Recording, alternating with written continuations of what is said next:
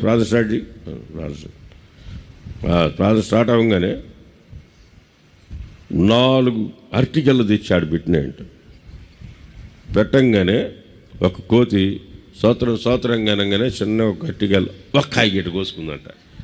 కోసుకుంటే పక్కన కోతి అన్నదట, ముందుగానే మన కోతులు అందరు కోతులు అంటున్నారు. ప్రార్థనలో ఉండే అటుపండికల కోసం కొయ్యలా నేను తొక్కు తీస్తున్నా అని, నేను తింటంలే తొక్కు తీసిందంట. అందరు సోదరం అన్నాడు. తప్పని తొక్కు తీసిన దాన్ని టక్క నోట్లో పెట్టుకున్నాడు.